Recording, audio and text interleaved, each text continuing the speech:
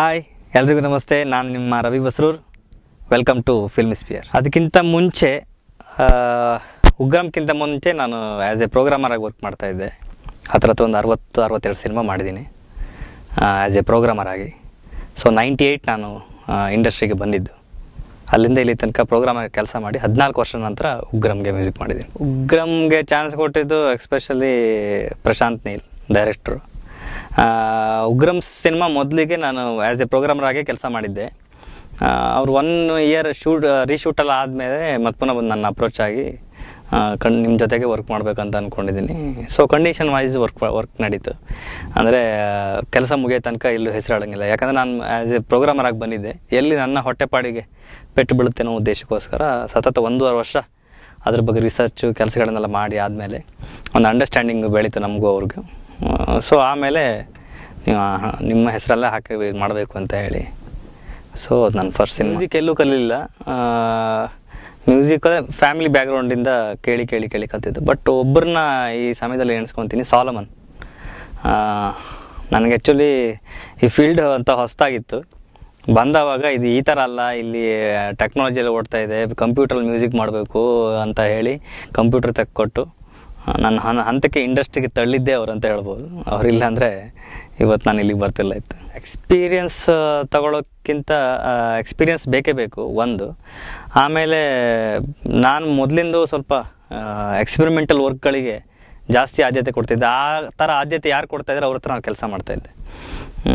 ಇಲ್ಲಿ ತನಕ ಎಲ್ಲ ಮಾಡಿದ ಕೆಲಸ ಆಲ್ಮೋಸ್ಟ್ 80% ಮ್ಯೂಸಿಕ್ ಡೈರೆಕ್ಟರ್ ಜೊತೆಗೆ ವರ್ಕ್ ಮಾಡಿದ್ದೀನಿ. ಕನ್ನಡ ಇಂಡಸ್ಟ್ರಿ, ತಮಿಳು, ತೆಲುಗು. ಹಾಗಾಗಿ ಎಲ್ಲ ಪ್ರೋಗ್ರಾಮರ್ಸು, ಎಲ್ಲ ಮ್ಯೂಸಿಕ್ ಡೈರೆಕ್ಟರ್ಗಳದ್ದು ಏನು ಥಿಂಕಿಂಗ್ ಸ್ಟೈಲ್ ಇದೆ, ಅದು ಆ ಅನುಭವಗಳನ್ನೆಲ್ಲ ಒಟ್ಟು ಸೇರಿಸಿ ಉಗ್ರಮಲ್ಲಿ ಹಾಕ್ಲಿಕ್ಕೆ ಒಂದು ಅವಕಾಶ. ಉಗ್ರಮ್ಮು ನಂದು 60ನೇ ಸಿನಿಮಾ. ಅದಾದಮೇಲೆ ಈಗ 4 ಸಿನಿಮಾ ಮಾಡ್ತಾಯಿದ್ದೀನಿ ಮ್ಯೂಸಿಕ್ ಡೈರೆಕ್ಟ್ರಾಗಿ. ಸೊ ಮ್ಯೂಸಿಕ್ ಡೈರೆಕ್ಷನಿಂದ 5 ಸಿನಿಮಾ ನಡೀತಾ ಇದೆ. ಅದು ಟೋಟಲ್ ಪ್ರೋಗ್ರಾಮಿಂಗು ನಾನು ಮಾಡಿದ ಅನುಭವಗಳನ್ನು ಸೇರಿಸಿ ಒಂದು 65 ಸಿನಿಮಾ ಮಾಡಿರ್ಬೋದು. ಆಬ್ವಿಯಸ್ಲಿ ಶತಗಜಬಲನ, ಮಹಾಕಾಯ. ಹಾಗೇನು ಕನಸುಗಳು ಇನ್ನೂ ಕಟ್ಕೊಂಡಿಲ್ಲ.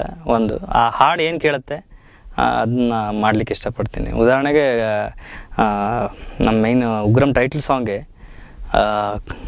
ಕಾಂಪೋಸಲ್ ಆಗಿತ್ತು. 4-5 ಡೇಸ್ ಲೈವ್ ಅದು ಇದೆಲ್ಲ ಮುಗಿದಿತ್ತು. ಚೆನ್ನೈ ಒಂದು ಬ್ಯಾಚ್ ಹತ್ರ ಕೋರಸ್ ಹಾಡಿಸಿದ್ವಿ. ಅದು 12 ಗಂಟೆ ಕಳಿಸ್ತೀನಿ ಅಂತ ಹೇಳಿದ್ರು. ರಾತ್ರಿ ಕಳಿಸಿಲ್ಲ. 2 ಗಂಟೆ ಆಯಿತು, 3 ಗಂಟೆ. ನಾವು ಡೈರೆಕ್ಟ್ರು ಲ್ಯಾಪ್ಟಾಪ್ ಎದುರಿಟ್ಕೊಂಡು ಈಗ ಬರುತ್ತೆ ಮೇಲೆ ಅಂತ ಕಾದ್ವಿ. ಬಂತು ಒಂದು 3:45-4 ಗಂಟೆಗೆ ವಾಯ್ಸ್ ರೆಕಾರ್ಡ್ ಆಗಿದ್ದೆಲ್ಲ ಬಂತು. ಬಂದು ಹಾಕಿ ಕೇಳಿದ್ವಿ, ಏನು ಮನಸ್ಸಿಗೆ ಒಳಗಡೆ ಹೋಗ್ತಾ ಇಲ್ಲ. ಮಾರನೇ ದಿವಸ ಬೆಳಿಗ್ಗೆ ಶೂಟಿಂಗ್. ಇದು ಯಾವುದೇ ವರ್ಕ್ ಮಾಡಬೇಕಾಗಿಲ್ಲ, ಅದ್ರ ಒಳಗಡೆ ಒಂದು ಸ್ಯಾಟಿಸ್ಫ್ಯಾಕ್ಷನ್ ಇರಬೇಕು. ಅದು ಒಳಗಡೆ ಅದ್ರ ಬಗ್ಗೆ ಸ್ಯಾಟಿಸ್ಫ್ಯಾಕ್ಷನ್ ಬಂದರೆ ಮಾತ್ರ ನಿಮಗೆ ವರ್ಕ್ ಮಾಡಲಿಕ್ಕೆ ಈಸಿ. ಅದು ನಮ್ಗೆ ಗೊತ್ತಾಯ್ತು ಇದು ವರ್ಕ್ ಆಗ್ತಾಯಿಲ್ಲ. ಆಮೇಲೆ ಆ ದಿವಸ ಬೆಳಿಗ್ಗೆ ಇನ್ನೊಂದು ಬ್ಯಾಚನ್ನು, ಇಲ್ಲಿ ಬೆಂಗಳೂರಿನ ಬ್ಯಾಚನ್ನೇ ಅವ್ರನ್ನ ಆ್ಯಕ್ಚುಲಿ ಒಂದು ಡಿವೋಷ್ನಲ್ ಸಾಂಗಿಗೆ ಒಂದು 8 ವರ್ಷ ಹಿಂದೆ ಕರೆಸಿದ್ದೆ ನಾನು. ಅವ್ರನ್ನ ಇಮಿಡಿಯೇಟ್ ಸ್ವಲ್ಪ ಬನ್ನಿ ಒಂದು ಹಾಡಬೇಕು ಈ ಥರ ಮಂತ್ರದ್ದು ಅಂತ ಹೇಳಿ ಕರೆಸಿದಾಗ ಅವರಿಂದ ಆಯಿತು. ಸೊ ಎಲ್ಲೆಲ್ಲ ಋಣಾನ ಬರ್ದಿರುತ್ತೆ ಅಲ್ಲಿಗೆ ಆಗುತ್ತೆ. ಯಾವುದೇ ಆಸಕ್ತಿ ಇರಲಿ, 100% ಇಲ್ಲದೆ ನೀವು ಏನು ಮಾಡಿದ್ರೂ ಅಷ್ಟೇ. ನೀವು ಏನೇ ಕೆಲಸ ಮಾಡಿ, ಅದು ಆ್ಯಸ್ ಎ ಮ್ಯೂಸಿಕ್ ಡೈರೆಕ್ಷನ್ ಆಗಿರ್ಬೋದು, ಯಾವುದೇ ಡಿಪಾರ್ಟ್ಮೆಂಟ್, 100% ಇನ್ವಾಲ್ವ್ಮೆಂಟ್ ಇಲ್ಲದೆ ನೀವು ಏನು ಮಾಡಿದ್ರೂ ಅದು ಸಕ್ಸಸ್ ಆಗೋದಿಲ್ಲ. ನಿಮ್ಗೆ ಮಾಡಬೇಕಂತ ಒಳಗಡೆ ಬಂದಿರಬೇಕು, ಆವಾಗಲೇ ನೀವು ಮಾಡೋದು. ಹೇಗೆ ನೀವು ಮನೆಗೆ ಈಗ ನಾರ್ಮಲ್ ಕಾಲೇಜ್ ಹುಡುಗರನ್ನೆಲ್ಲ ತೊಗೊಂಡ್ರು ಬಂಕ್ ಹಾಕ್ಬಿಟ್ಟು ಪಿಕ್ಚರ್ಗೆ ಹೋಗ್ಬೇಕಂತ ಮನಸ್ಸಿದ್ರೆ ಮಾತ್ರ ಹೋಗ್ತೀರಿ, ಇಲ್ಲಾಂದ್ರೆ ಸುಮ್ಮನೆ ಪಿಕ್ಚರಿಗೆ ಹೋಗಲ್ಲ. ಸೊ ಅದೇ ಥರನೇ ಈ ಥರ ಒಂದು ಮಾಡಬೇಕು ಅಂತ ಒಳಗಡೆ ನಿಮಗೆ ಫಿಕ್ಸ್ಡ್ ಇದ್ದರೆ ಮಾತ್ರ ಮಾಡ್ಲಿಕ್ಕಾಗತ್ತೆ. ಮಾಡಿದ್ರು 100% ಮಾಡಿ. ಎಲ್ಲರೂ ಇದ್ದಾರೆ. ಅದು ಒಂದೊಂದು ಡಿಪಾರ್ಟ್ಮೆಂಟಲ್ಲಿ ಒಬ್ಬೊಬ್ರು ಸಿಗ್ತಾರೆ. ರೆಹಮಾನ್ ಒಂದು ಥರದಲ್ಲಿ ನೋಡಿದ್ರೆ ರೆಹಮಾನ್ ಇಷ್ಟ ಆಗ್ತಾರೆ, ಒಂದು ಥರದಲ್ಲಿ ನೋಡೋಕೆ ಹ್ಯಾರಿಸ್ ಜಯರಾಜ್ ಇಷ್ಟ ಆಗ್ತಾರೆ, ಯುವನ್ ಶಂಕರ್ ರಾಜ ಇಷ್ಟ ಆಗ್ತಾರೆ, ಇಲ್ಲಿ ಕನ್ನಡದ ಅರ್ಜುನ್ ಜನ್ಯ ಇಷ್ಟ ಆಗ್ತಾರೆ. ಸೊ ಒಬ್ಬರಲ್ಲಿ ಒಂದೊಂದು ಕ್ಯಾಟಗರೀಸ್ ಇದೆ ಅವ್ರದ್ದು. ಆ ಥರ ಅದು ಯಾವ ಮ್ಯೂಸಿಕನ್ನು ಹೇಳಲಿಕ್ಕೆ ಆಗೋದಿಲ್ಲ, ಯಾವ ಟೈಮಲ್ಲಿ ಯಾವ ಥರದ ಇಂಪ್ಯಾಕ್ಟ್ ಆಗುತ್ತೆ ಅನ್ನೋದು. ಸಿಚುವೇಶನ್ಗೆ ಓರಿಯೆಂಟೆಡ್ ಇಷ್ಟ ಆಗ್ತಾ ಹೋಗಿ ಆಲ್ರೆಡಿ ಆಗಿದ್ದೀನಿ. ಯೋಗಿ ಸಿನಿಮಾಗೆ ಒಂದು ಹಾಡಿದ್ದೆ. ಅದಾದಮೇಲೆ ಮಂಡ್ಯದಿಂದ ಓಡಿ ಬಂದ ಕಳ್ಳ ಗೋವಿಂದ, ಲಕ್ಕಿ ಸಿನಿಮಾದದು ಹಾಡಿದ್ದೀನಿ. ದ್ಯಾವ್ರೆ ಸಿನಿಮಾಗೆ ಹಾಡಿದ್ದೀನಿ. ಅದಾದಮೇಲೆ ರೀಸೆಂಟು ವೀರ್ ಸಮರ್ಥ ಅವ್ರದ್ದು ಮ್ಯೂಸಿಕ್ ಡೈರೆಕ್ಷನ್ದು ಒಂದು ಸಿನಿಮಾ ಹಾಡಿದ್ದೀನಿ. ಆಲ್ರೆಡಿ ಒಂದು 5-6 ಹಾಡು ಹಾಡಿದ್ದೀನಿ ಇಲ್ಲಿ ತನಕ. ಏನು ಮಾಡಲಿ ಡಾಕ್ಟ್ರೇ ಯಾಕೋ ಈ ನಡುವೆ ನಿದ್ದೆ ಸರಿ ಬರ್ತಿಲ್ಲ, ಏನೇ ಹಚ್ಕೊಂಡ್ರು ಮೊಡವೇನೆ ನಿಲ್ತಿಲ್ಲ. ಯೋಗರಾಜ್ ಭಟ್ರು ಬರೆದಿರೋ ಹಾಡು, ಗೊತ್ತಿಲ್ಲ ಸಾರಿ. ವೀರ್ ಸಮರ್ಥ್ ಅವರು ಸಂಗೀತ ನಿರ್ದೇಶನದ ಒಂದು ಹಾಡು. ಮ್ಯೂಸಿಕ್ ಡೈರೆಕ್ಷನ್ದು ಪ್ರೆಸೆಂಟ್ ಬಂದು ಜಸ್ಟ್ ಮದುವೆಲಿ ಅಂತ, ಸೀನು ಡೈರೆಕ್ಟರು, ಹರೀಶ್ ಪ್ರೊಡ್ಯೂಸರು. ಅದಾದಮೇಲೆ ಭಂಗಿರಂಗ ನಮ್ಮ ಅರುಣ್ ಸಾಗರ್ ಅವ್ರದ್ದು, ವಿಶ್ರುತ್ ನಾಯಕ್ ಡೈರೆಕ್ಷನ್. ಅದಾದಮೇಲೆ ಒಂದು ಮೃಗಶಿರ ಅಂತ, ಶ್ರೀವತ್ಸ ಡೈರೆಕ್ಟ್ರು, ಚೆನ್ನಪ್ಪ ಪ್ರೊಡ್ಯೂಸರ್, ನಮ್ಮ ಇವರು ಹೀರೋ ಪ್ರಜ್ವಲ್ ದೇವರಾಜ್. ಅದಾದಮೇಲೆ ತುಳು ಸಿನಿಮಾ ಒಂದು 2 ಮಾಡ್ತಾಯಿದ್ದೀನಿ. ಅನೌನ್ಸಲ್ಲಿರೋದು ಇಷ್ಟು ಸಿನಿಮಾ, ಅದು ಬಿಟ್ಟು ಎಲ್ಲ ಟಾಪ್ ನಡೀತಾ ಇದೆ ಮಾತುಕತೆ, ಬಟ್ ಈಗ ಅನೌನ್ಸ್ ಮಾಡಲ್ಲ, ಬಂದಾದ್ಮೇಲೆ ಮಾಡ್ತೀವಿ. ಫ್ಯಾಮಿಲಿ ತಂದೆ ತಾಯಿ, 3 ಜನ ಮಕ್ಕಳು, ಆಮೇಲೆ ಒಂದು ಹೆಣ್ಣು, ಅಕ್ಕ, 2 ಅಣ್ಣಂದರು. ಸೊ ಇದು ನಮ್ಮ ಫ್ಯಾಮಿಲಿ ಬ್ಯಾಕ್ಗ್ರೌಂಡ್ ಅಂದರೆ ಚಿಕ್ಕಂದಿಂದ ಅದೇ ಭಜನೆ ಕಾರ್ಯಕ್ರಮ, ಯಕ್ಷಗಾನ, ತಾಳ್ಮದ್ಲೆ, ಇದು ಬಿಟ್ಟು ಬೇರೆ ಪ್ರಪಂಚ ಗೊತ್ತಿಲ್ಲ. ನಮ್ಮ ಮಾವೊಂದು ಆರ್ಕೆಸ್ಟ್ರಾ ಇತ್ತು. ಸೊ ಸಣ್ಣಿಂದ ಇದಿಷ್ಟರಲ್ಲೇ ಎಜುಕೇಷನ್ ಬಿಟ್ಟರೆ ಇದರಲ್ಲೇ ಇನ್ವಾಲ್ವ್ಮೆಂಟ್. ಸೊ ಹಾಗಾಗಿ ಬಾಕಿ ವಾತಾವರಣಗಳು ನಮಗೇನು ಕಂಡಿಲ್ಲ ಕಣ್ಣಿಗೆ. ಬೇಸಿಕ್ಲಿ ಸ್ಕಲ್ಪ್ಚರ್ ವರ್ಕಿಂಗ್ ಫ್ಯಾಮಿಲಿ, ದೇವ್ರದ್ದು ವಿಗ್ರಹ, ಪಂಚಲೋಹದ್ದು ಎಲ್ಲ ವರ್ಕ್ ಮಾಡೋವಂಥ ಫ್ಯಾಮಿಲಿ. ಅಲ್ಲಿಂದ 10th ತನಕನೂ ಆ್ಯಕ್ಚುಲಿ ಪವರ್ ನೋಡಿದ್ದೆ 10th ಸ್ಟ್ಯಾಂಡರ್ಡಲ್ಲಿ. ಹಿಂಗೆ ಸ್ವಿಚ್ ಹೊತ್ತಿದ್ರೆ ಕರೆಂಟ್ ಬರುತ್ತೆ ಅಂತ ಹೇಳಿ ಎಕ್ಸಾಮ್ ಬರೆದಿದ್ದು ಬೆಂಗಳೂರಿಗೆ ಓಡಿ ಬಂದಿದ್ದೆ ಅಷ್ಟೇ. ಸೊ ಅಲ್ಲಿ ತನಕ ಆರ್ಕೆಸ್ಟ್ರಾ, ಇದು ಕೀಬೋರ್ಡ್ ಪ್ಲೇಯಿಂಗು ಇದೆಲ್ಲ ಮಾಡ್ತಾಯಿದ್ದೆ. ಇಲ್ಲಿ ಬಂದಾದಮೇಲೆ ಸಾಲಮನ್ ಪರಿಚಯ ಆಯಿತು. ಹಾಗೆ ಡೆವಲಪ್ ಆಗಿ ಸ್ಟ್ರಗಲಿಂಗು. ಇದೇ ವರ್ಜಿನ್ ಅಂತ, ಯಾವುದು ಏನೇ ಮಾಡಿದ್ರು ಅದು ವರ್ಜಿನ್ ಆಗಿದ್ದರೆ ಅಲ್ಲಿ ಏನು ಬೇಕಾದ್ರೆ ಮಾಡ್ಬೋದು ಅಂತ. ಕರ್ಗರ್ ಮಂಡಲನೂ ಹಾಗೆ, ಅಲ್ಲಿ ಲ್ಯಾಂಗ್ವೇಜನ್ನ ಎಲ್ಲ ಕಾಮಿಕ್ಕಾಗಿ ಯೂಸ್ ಮಾಡ್ತಾಯಿದ್ರು. ನಾವು ಮಾತಾಡೋದು ಕೂಡ ನೀವು ಮಂಗಳೂರ ಅಥವಾ ನೀವು ಉಡುಪಿನ ಹೀಗೆ ಕೇಳ್ತಿದ್ರು, ಬಿಟ್ಟರೆ ಪರ್ಟಿಕ್ಯುಲರ್ ಆ ಲ್ಯಾಂಗ್ವೇಜ್ ಹೋಲ್ಡ್ ಇರೋದು ಕುಂದಾಪುರ. ಅದನ್ನ ಇಲ್ಲಿ ತನಕ ಯೂಸ್ ಮಾಡಿದ್ದಾರೆ, ಬಿಟ್ಟರೆ ಅದು ಎಲ್ಲಿಂದಂತ ಅದಕ್ಕೆ ಪ್ರಾಮುಖ್ಯತೆ ಸಿಕ್ಕಿರಲ್ಲ ಇತ್ತು. ಸೊ ಅದನ್ನ ಇಟ್ಕೊಂಡು ಮಾಡ್ಬೋದು ಅಂತ ಹೇಳಿ ಆ್ಯಕ್ಚುಲಿ ಒಂದು 4 ವರ್ಷದಿಂದ ಆಲ್ಬಮ್ ಮಾಡ್ತಾಯಿದ್ದೆ. ಪ್ರತಿ ವರ್ಷಕ್ಕೆ ಒಂದೊಂದು ಆಲ್ಬಮ್ ಮಾಡ್ತಾಯಿದ್ದೆ. ಪಣಕ್ ಮಕ್ಕಳಂತ. ಪಣಕ್ ಮಕ್ಕಳು ಅಂದರೆ ಬೆಂಗಳೂರು ಕನ್ನಡ ಹೇಳ್ಬೇಕಾದ್ರೆ ಪಡ್ಡೆ ಹುಡುಗರು.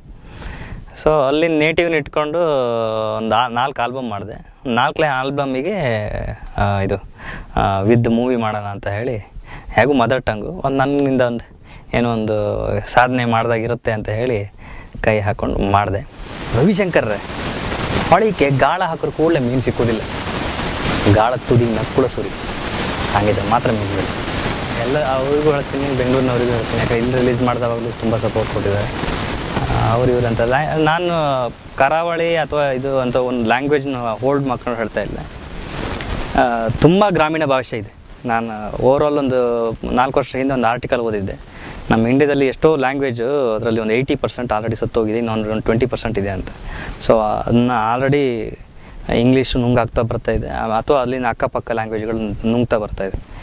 ಸೊ ಆ ಲೀಸ್ಟಲ್ಲಿ ನನ್ನ ಭಾಷೆ ಸೇರಬಾರ್ದು ಅನ್ನೋ ಉದ್ದೇಶಕ್ಕೋಸ್ಕರ ಮಾಡಿದೆ. ಇದು ಒಂದಂತಲ್ಲ, ಮಂಡ್ಯ ಲ್ಯಾಂಗ್ವೇಜ್ ಇದೆ, ಕುಂದಾಪುರ ಕನ್ನಡ ಇದೆ, ಕೊಂಕಣಿ ಇದೆ, ತುಳು ಇದೆ, ಕೊಡವ ಇದೆ, ಎಷ್ಟೋ ಲ್ಯಾಂಗ್ವೇಜ್ಗಳಿದೆ. ಇದನ್ನು ಇವಾಗಿನ ಜನ್ರೇಷನ್ ಅದನ್ನು ನೆನಪಿಟ್ರೆ ಮುಂದೊಂದು ದಿವಸ ಈ ಥರ ಒಂದು ಲ್ಯಾಂಗ್ವೇಜ್ ಇತ್ತು, ಮಂಡ್ಯ ಲ್ಯಾಂಗ್ವೇಜ್ ಭಾಳ ಚೆಂದ ಇತ್ತು, ಅದೀಗ ಯಾರು ಯೂಸ್ ಮಾಡ್ತಿಲ್ಲ ಅನ್ನೋ ಹೇಳೋ ಪರಿಸ್ಥಿತಿ ಬರುತ್ತೆ. ಇದೇ ಥರ ಪ್ರತಿಯೊಂದು ಲ್ಯಾಂಗ್ವೇಜಿಗೆ ಬರಬಾರ್ದು. ಆ ಉದ್ದೇಶಕ್ಕೂ ನಾನು ಅಲ್ಲಿ ಹುಟ್ಟು ಬೆಳೆದೀನಿ, ನನಗಲ್ಲಿ ನೀಟಿಗೆ ಗೊತ್ತು, ಅದನ್ನ ಇಟ್ಕೊಂಡು ಏನಾದ್ರು ಮಾಡೋಣ ಅಂತ ಹೇಳಿ ಮಾಡಿದೆ. ಅದಕ್ಕೆ ಜನರು ಬೆನ್ನು ತಟ್ಟಿ ಆ ಮಟ್ಟಿಗೆ ಸಪೋರ್ಟ್ ಕೊಡ್ತಾರೆ ಅಂತ ಗೊತ್ತಿರಲ್ಲ ಇತ್ತು. It's huge success. It's a trend. ನನ್ನ ಉದ್ದೇಶ ಮೇನ್ ಇಷ್ಟೇ, there is no difference between Hollywood and Sandalwood. ಇದು ಮಾಡಬೇಕು ಅಂತ. ಏನು ನಾವು ಇಂಗ್ಲೀಷ್ ಸಿನಿಮಾ ನೋಡಿದ್ರೆ ಕೂಡಲೇ ಏನು ಮಾಡಿದಾರಪ್ಪ ಇದು ಈಗಂತ ಎಕ್ಸ್ಪ್ರೆಷನ್ ಜನರು ಚೇಂಜ್ ಆಗುತ್ತೋ, same at the same moment ಕನ್ನಡಕ್ಕೆ ಬರಬೇಕು. ಹೇಗೆ ನಾವು ಈಗ ತಮಿಳ್ ಸಿನಿಮಾ ನೋಡಿದವಾಗ ಅಥವಾ ತೆಲುಗು ಸಿನಿಮಾ ನೋಡಿದವಾಗ ನಾವು ಹೇಗೆ ಡಿಫ್ರೆನ್ಸನ್ನು ಕಂಪೇರ್ ಮಾಡ್ತೀವಿ, ಆ ಡಿಫ್ರೆನ್ಸ್ ನಮಗೂ ಹಾಲಿವುಡ್ಗೂ ಬರಬಾರ್ದು. ಇಲ್ಲಿನವ್ರಿಗೂ ಅಲ್ಲ ಬಿಡಿ, ಹಾಲಿವುಡ್ಗೂ ನಮಗೂ ಬರಬಾರ್ದು. ಈ ಉದ್ದೇಶಕ್ಕೋಸ್ಕರ ಉಗ್ರಮ್ 1.5 ವರ್ಷ ಸ್ಟಡಿ ಮಾಡಿದ್ದೀವಿ. ಬರುವಂಥ ಸಬ್ಜೆಕ್ಟ್ಗಳು ಅವ್ರ ಜೊತೆ ಇನ್ನೊಂದು ಸಬ್ಜೆಕ್ಟ್ ಮಾಡ್ತಾಯಿದ್ದೀವಿ. ಅದು ಯಾರು ಹೀರೋ ಏನಂತ ಈಗ ಹೇಳಲ್ಲ, ಬಟ್ ಅದು ಬಂದಾದಮೇಲೆ ಮತ್ತು ಅದಕ್ಕೂ ಅಷ್ಟೇ ಅದಕ್ಕಿಂತ ಇನ್ನೂ ದೊಡ್ಡ ಮಟ್ಟದ ವರ್ಕ್ ಮಾಡ್ತಾಯಿದ್ದೀವಿ. ಈಗಲಿಂದ 1.5 ವರ್ಷ ರಿಸರ್ಚ್ಗೆ ತೊಗೊತಾ ಇದ್ದೀನಿ. ಸೊ ನಮ್ಮತನ ಒಳಗೆ ಇರುತ್ತಲ್ಲ, ನಾವು ಪಕ್ಕದವ್ರನ್ನ ನೋಡ್ತೀವಿ. ಪಕ್ಕದ ಮನೆಯವ್ರನ್ನ ನೋಡ್ತೀನಿ, ಇವ್ರ ಮನೆ ನೋಡ್ತೀನಿ. ನಮ್ಮ ಮನೆ ಅಂತ ಬಂದವಾಗ ನಾವು ಆಬ್ವಿಯಸ್ಲಿ ಕೇರ್ ತಗೊಳ್ಳೇಬೇಕು. ಈಗಳಿನ ಪ್ರೆಸೆಂಟ್ ನೋಡೋಕೆ ಹೋದರೆ ಕನ್ನಡ ಫಾರ್ ಬೆಟ್ರಲ್ಲಿದೆ. ಅಂದರೆ ಎಷ್ಟೋ ಟೆಕ್ನಾಲಜಿ ಆಗಲಿ ಇದನ್ನೆಲ್ಲ ತುಂಬ ಚೆನ್ನಾಗಿ ಮಾಡ್ತಾಯಿದೆ ಸಿನಿಮಾಗಳು. ಆಬ್ವಿಯಸ್ಲಿ ನಮಗೂ ಅವ್ರಿಗೂ ಏನು ದೂರ ಇಲ್ಲ, ಅಥವಾ ಅವರಿಂದ ದಾಟಿ ಹೋಗ್ಲಿಕ್ಕೆ ನಮಗೇನು ದೂರ ಇಲ್ಲ. ಟೈಮ್ ಜಾಸ್ತಿ ಬೇಕಾಗಿಲ್ಲ. ಇವಾಗಿನ ಜನ್ರೇಷನ್ ಅಷ್ಟು ಫಾಸ್ಟಾಗಿ ಮಾಡ್ತಾಯಿದ್ದಾರೆ, ಅಷ್ಟು ಚೆನ್ನಾಗಿ ಮಾಡ್ತಾಯಿದ್ದಾರೆ. ನನ್ನ ಸಿನಿಮಾಗಳಲ್ಲಿ ಎಂಟರ್ಟೈನ್ಮೆಂಟಿಗೆ ಓರಿಯೆಂಟೆಡ್ ಏನು ಬೇಕು ಆ ಸಿನಿಮಾಗಳನ್ನು ಮಾತ್ರ ನಾನು ತೊಗೊಂಡಿದ್ದೀನಿ. ನಾನು ಸಿನಿಮಾ ಸ್ವಲ್ಪ ಚೂಸಿ, ಎಸ್ಪೆಷಲಿ ಈ ಮೂಲಕ ಕೆಲವು ಪ್ರೊಡ್ಯೂಸರಿಗೆ, ಕೆಲವು ಡೈರೆಕ್ಟರ್ಗಳಿಗೆ ನಾನು ಸಾರಿ ಹೇಳ್ತೀನಿ. ಎಷ್ಟೋ ಸಿನಿಮಾಗಳು ಬಂದು ಉಗ್ರಂ ನಂತರ ನಾನು ತುಂಬ ಜನ ರಿಜೆಕ್ಟ್ ಮಾಡಿದ್ದೀನಿ. ಅವ್ರನ್ನ ದಯವಿಟ್ಟು ಬೇಜಾರು ಮಾಡ್ಕೊಂಬಿಡಿ. ಉದ್ದೇಶ ಇಷ್ಟೇ, ಆ ಸಿನಿಮಾದಲ್ಲಿ ಒಂದೇ ನನ್ನ ಅಗತ್ಯ ಇರಬೇಕು, ಅಥವಾ ಆ ಸಿನಿಮಾಗೆ ನನ್ನ ಅಗತ್ಯ ಇರಬೇಕು. ಈ ಥರ ಇಲ್ಲದಿರೋ ಸಿನಿಮಾಗಳನ್ನು ನಾನು ಸ್ವಲ್ಪ ಅವಾಯ್ಡ್ ಮಾಡಿದ್ದೀನಿ. ದಯವಿಟ್ಟು ಈ ವಿಚಾರವಾಗಿ ನನ್ನ ಎಕ್ಸ್ಕ್ಯೂಸ್ ಕೊಡಿ ಅಂತ ಹೇಳೋಕ್ಕೆ ಇಷ್ಟಪಡ್ತೀನಿ. ಹಾಗೆ ಇದೆ, ಎಂಟರ್ಟೈನ್ಮೆಂಟ್ ಇರೋ ಸಿನಿಮಾಗಳನ್ನು ನಾನು ಟೇಕ್ ಓವರ್ ತೊಗೊಂಡು ಮಾಡಿದ್ದೀನಿ. ನನ್ನ ಕೈಲಾಗಿ ಆ ಸಿನಿಮಾಗೆ ಎಷ್ಟು ಡೆಡಿಕೇಶನ್ ಕೊಡ್ಬೋದು ಅಷ್ಟು ಡೆಡಿಕೇಶನ್ ಕೊಟ್ಟು ಮಾಡಿದ್ದೀನಿ. ಡೈರೆಕ್ಷನ್ ಪ್ರೆಸೆಂಟ್ ಒಂದು ಆಗಿದೆ ಗರಿಗಮಂಡಲ, ಇನ್ನೊಂದು ಡೈರೆಕ್ಷನ್ದು ಅದೇ ಊರ್ ಲ್ಯಾಂಗ್ವೇಜ್ ಇದೆ, ಕುಂದಾಪುರ ಕನ್ನಡದ ಇನ್ನೊಂದು ಮಾಡ್ತಾಯಿದ್ದೀನಿ. ಅದು ನಡೀತಾ ಇದೆ ಕಾರ್ಯಕ್ರಮ. ನಾನು ಹೀರೋಗೆ ತುಂಬ ಕಾಮಿಕ್ ಇದೆ, ತುಂಬ ಕಾಮಿಡಿ ಮಾಡಿದ್ರಿ. ನನಗೆ ತೆರೆ ಹಿಂದಿರ್ಲಿಕ್ಕೆ ಇಷ್ಟ, ತೆರೆ ಮುಂದುವರ್ಲಿಕ್ಕೆ ಇಷ್ಟ ಇಲ್ಲ. ಕಂಪ್ಲೀಟ್ ಏನು ಒಂದು ಪ್ಯಾಕ್ ಅಂತ ಅಂದ್ಕೊಳ್ಳಿ. ಅದರಲ್ಲಿ ನಿಮಗೆ ಖುಷಿ ಪಡಲಿಕ್ಕೂ ನಗಲಿಕ್ಕೂ ಎಲ್ಲದೂ ಇರೋ ಥರದ ಹಾಡುಗಳನ್ನ ಕೊಡಲಿಕ್ಕೆ ಇಷ್ಟಪಡ್ತಾಯಿದ್ದೀನಿ. ಆ ಪ್ರಯತ್ನನೇ ಮಾಡ್ತಾಯಿದ್ದೀನಿ. ಹಾಗಾಗಿ ಎಂಟರ್ಟೈನ್ಮೆಂಟಿಗೆ ಪ್ರಾಮುಖ್ಯತೆ ಜಾಸ್ತಿ ಕೊಟ್ಟು ನೀವು ಕೇಳಿದ್ರೆ ಖುಷಿಯಾಗಿರ್ಬೇಕು.